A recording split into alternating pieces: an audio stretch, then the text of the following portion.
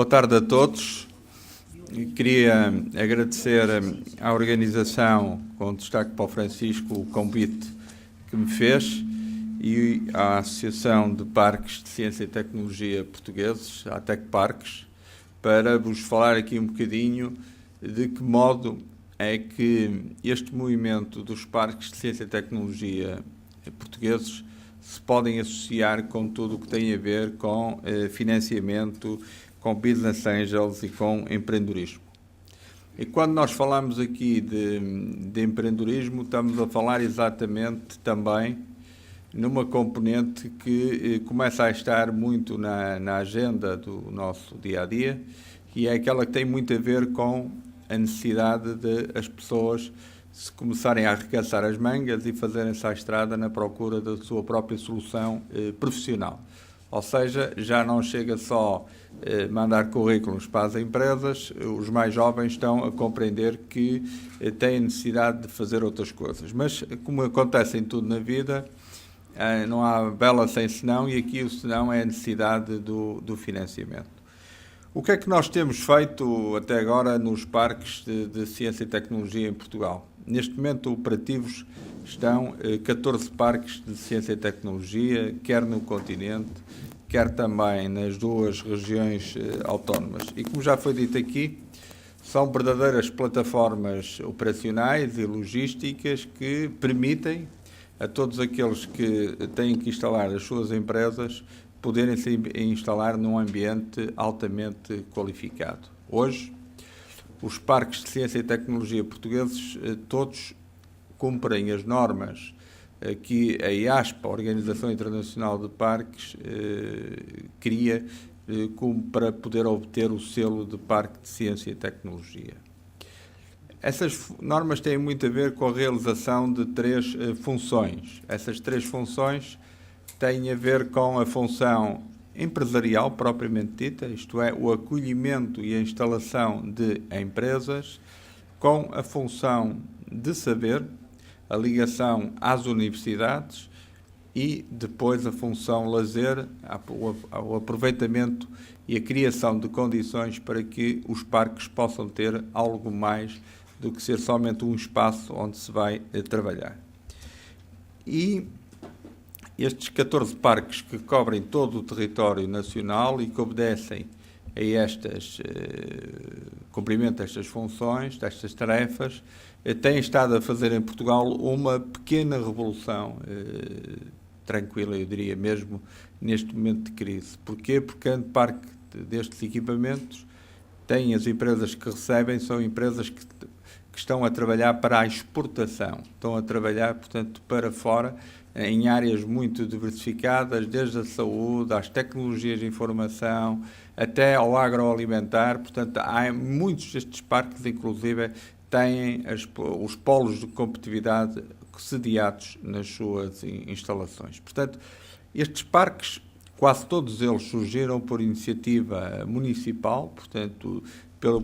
com exceção do Tagus Park, que tem uma outra história e um outro alinhamento. Todos os parques restantes praticamente surgem por iniciativa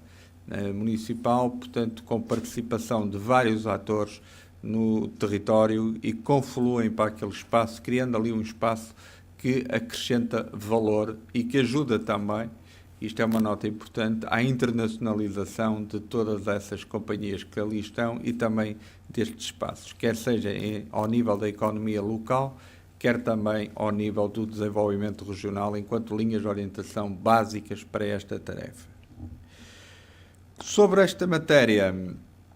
propriamente dita, que reúne aqui este congresso, como é que o empreendedorismo pode caminhar e como é que, portanto, os jovens que estão hoje nas universidades, eu falo, por exemplo, pelo parque que sou responsável, o Tec Maia, é um parque no qual temos uma grande ligação à Universidade do Porto, à Universidade do Minho, à Universidade de Aveiro, que no fundo estão naquele interface. Nestas universidades existem imensos jovens, passando pelas faculdades, nomeadamente as faculdades de engenharia, onde acabam por debitar alguns jovens com capacidade para serem empresários, para criar a sua própria empresa e para poderem ser recebidos no interior destes parques, quer seja através de áreas vocacionadas para a incubação, quer seja em áreas vocacionadas para startups. Temos hoje exemplos de startups que começaram no parque, no Tecmaia, e que tiveram o seu desenvolvimento e que são hoje empresas perfeitamente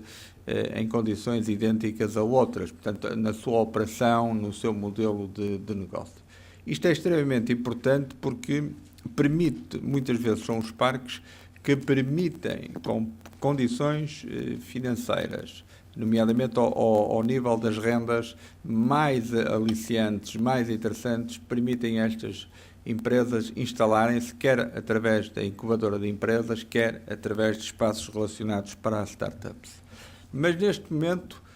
por exemplo, na Maia estamos já a trabalhar mesmo na fase da pré-incubação. Isto é, quando temos a fase em que existe uma ideia, em que o jovem está na universidade, muitas vezes essa ideia até é o objeto de uma tese de doutoramento ou de um trabalho académico, mas que tem condições para passar à prática, e de que maneira é que se vai poder obter este apoio e dar financiamento a este projeto ou a esta ideia, que muitas vezes ainda é um conceito difuso, longínquo, que está na cabeça do jovem. E os parques têm hoje uma vocação também para poder trabalhar na fase de pré-incubação. No Tecmaia estamos a fazê-lo. E para o fazer, o que é que fizemos? Criamos também a nossa própria sociedade de capital de risco, que é a Crivo. A Crivo é uma sociedade em que entram vários business angels, entra também a Universidade do Porto, e depois também o Tecmaia, o próprio parque, aportou cerca de 10% de capital para criar as condições que permitem a instalação de essas empresas. Portanto, vemos aqui que este efeito multiplicador dentro deste conceito permite que os jovens, quando se dirigem a um parque de ciência e tecnologia, isto acontece com frequência, mesmo nas universidades que são muito mais competitivas e que têm uma vocação já mais de empreendedorista, estou-me a lembrar da Universidade do Porto, da Universidade de Aveiro, da Universidade do Minho, mas também com a Universidade de Faro, no Algarve, ou aqui à volta das Universidades de Lisboa. Existem, portanto, aqui condições para que estas ideias possam ser apoiadas e tenham aqui algum respaldo naquela que são as opções imobiliárias também dos parques de ciência e tecnologia. Não podemos esquecer que estes parques, pelo que eu disse, serem hoje todos eles, quase todos eles, de base municipal, passam também pelas dificuldades que passa todas as áreas públicas em termos orçamentais. Qualquer tipo de investimento num parque de ciência e tecnologia acaba por penalizar a autarquia ao nível do seu endividamento e, portanto, como poderão calcular, a situação neste domínio, por força da Lei 50/2012, não é uma situação muito fácil, mas isso também tem a ver com o facto de não existirem políticas públicas neste setor. A falta de políticas públicas nesse setor é uma das debilidades que nós temos que admitir claramente, pois o Governo, quer através dos ministérios com maior vocação para estas áreas, quer também as autarquias, dialogam muito pouco entre si, dialogam muito pouco também com as universidades e, portanto, este triângulo que eu falei há momentos não consegue estar todo em sintonia, e muitas vezes é a capacidade e a dinâmica que os empresários trazem para o negócio propriamente dito e os candidatos a empresários, o seu entusiasmo, a sua dedicação, que ajudam a superar estas dificuldades que temos no dia-a-dia e que quem tem que gerir uma plataforma operacional e logística como são os parques de ciência e tecnologia tem muitas vezes este problema.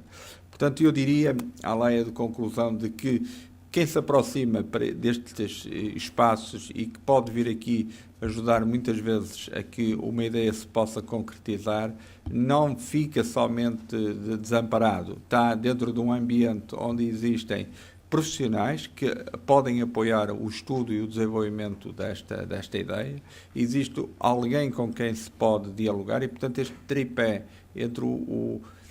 investidor, entre o candidato a empresário e a própria estrutura, que são os parques de ciência e tecnologia, pode ser o garante de ajudar em muitas áreas à criação de novos negócios e de novas condições para que a internacionalização dessas empresas também possa ser possível.